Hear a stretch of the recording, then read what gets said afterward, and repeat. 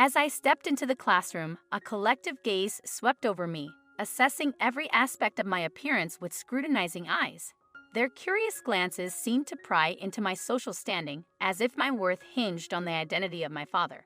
From my shoes to my clothes to my bag, each detail underwent meticulous scrutiny, set against a backdrop of opulent fashion and designer labels that adorned my classmates. It was as if I had stumbled into a runway show in the heart of luxury. Amidst the sea of affluence, I felt the weight of my humble belongings, knowing they paled in comparison to the extravagance that surrounded me. Anticipating a barrage of questions and the subtle nuances of differential treatment, I couldn't help but hope for a day devoid of unwarranted drama.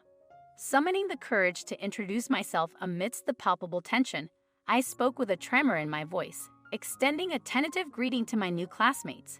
Yet my tentative overture was met with a mocking retort from an unidentified voice, casting a shadow of uncertainty over my fledgling attempts at assimilation. Rushing off the veiled threat, I pressed on, determined to navigate the treacherous waters of my first day unscathed. As I retrieved my books from my locker, a group of girls approached me, their smiles laced with thinly veiled contempt as they commented on my modest bag. Sensing their attempts to belittle me, I met their mockery with a gracious acknowledgement, refusing to allow their taunts to undermine my resolve. For in that moment, I realized that the enigmatic warning echoed by the disembodied voice held a kernel of truth. Surviving in this unfamiliar terrain would require resilience beyond measure. To be frank, despite my efforts to appear composed, fear gripped me tightly.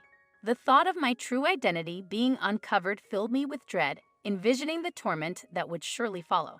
Thus, I resolved to tread cautiously, keeping a low profile and avoiding unnecessary interaction with my peers. You see, my circumstances are far from ordinary. I not only lack wealth, but I also lack a stable home. My mother serves as a maid, and we reside in a small room provided by the family she works for, a gracious gesture that spared us from the burden of renting an apartment. Prior to this arrangement, we struggled to make ends meet in a dilapidated flat we could scarcely afford.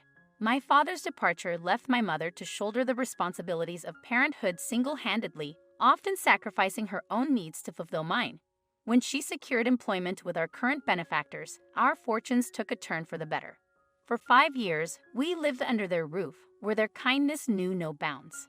Upon turning 15, I was offered employment to assist my mother with household duties, a gesture accompanied by fair compensation to support my educational pursuits through high school.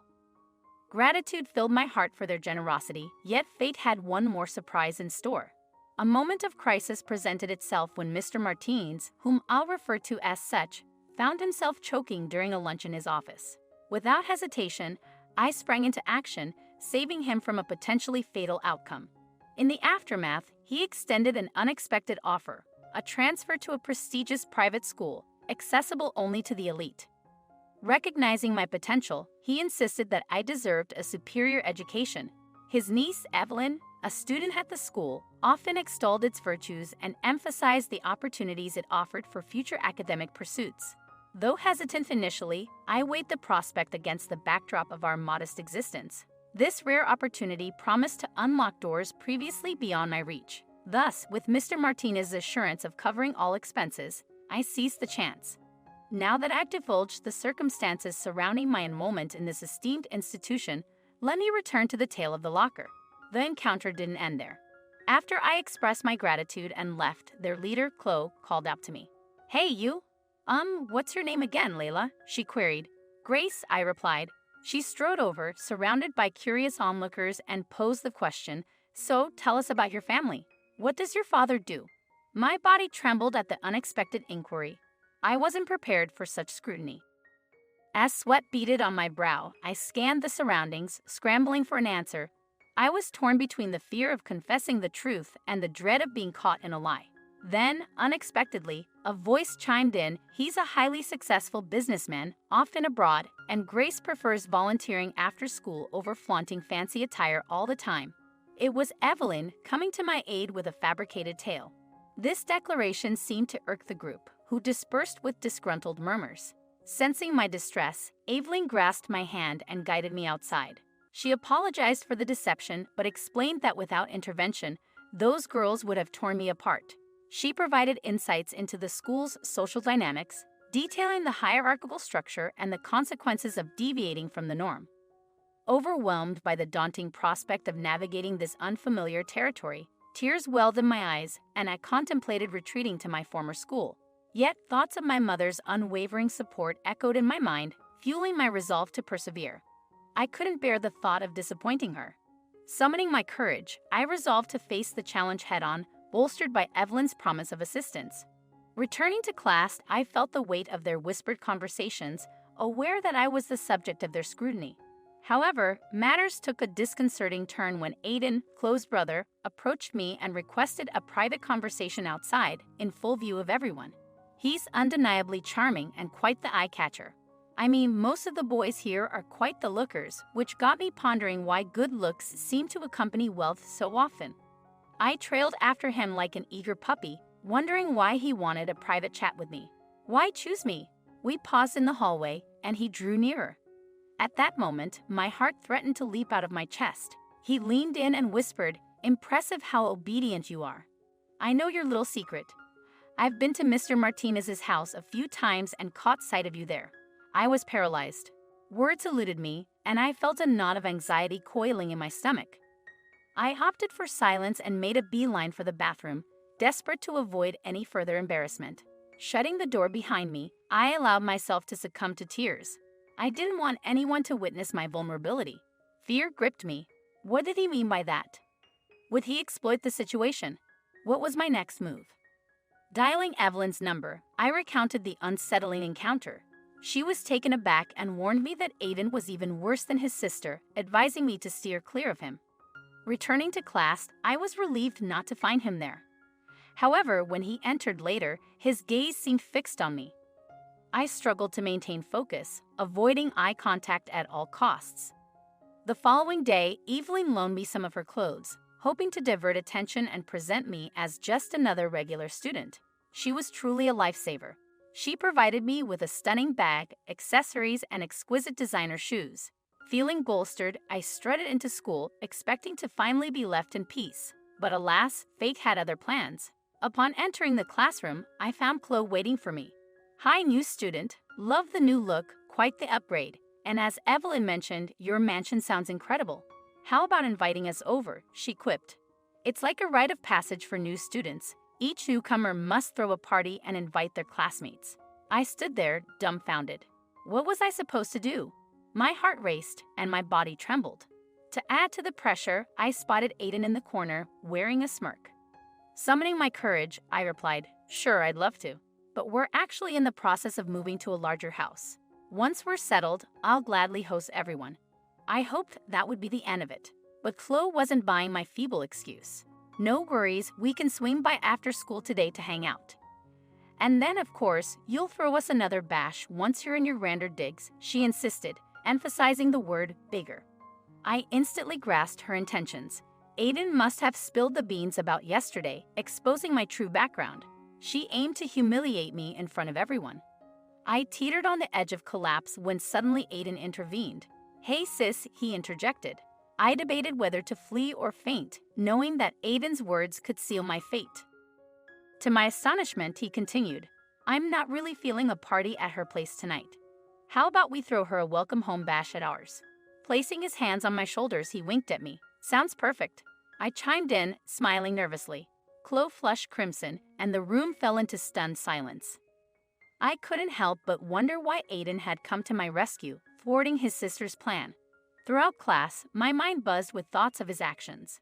Whenever our eyes met, a flutter danced in my chest and I blushed. He was adorable, and my heart melted when he winked at me. Reality snapped back when the teacher tapped my desk, jolting me from my reverie, admonishing me to wipe my drool and focus. After class, I confided in Evelyn, who shared my shock. She pledged her support and suggested we attend the party together in her posh car. But she too found Aiden's actions unexpected and puzzling. Little did I anticipate the events that would unfold that night when Evelyn and I arrived at the party. My life was about to take a dramatic turn. What I thought was Aiden's attempt to assist me turned out to be a grave misjudgment. Kindness was a foreign concept to her. Her malevolence knew no bounds. As the party swelled with almost the entire school in attendance, Chloe took center stage, announcing a surprise she had in store for me. Summoning me to the platform before everyone, she summoned a maid to present me with a special drink tailor-made for the occasion. But as the maid approached with the drink, my heart plummeted. It was my mother, that conniving wretch. She had stooped to hiring my own mother to publicly shame me. Evelyn watched from the crowd, her expression one of concern. She, too, was taken aback by my mother's unexpected presence. I locked eyes with my mother, sensing her unease. To shield me from further humiliation, she feigned ignorance of our relationship.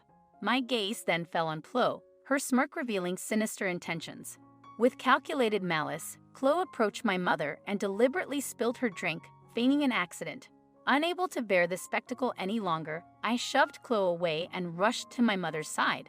Together, we cleaned up the mess and I took a seat, determined to confront the situation head-on. Asserting my mother's dignity, I addressed the gathering.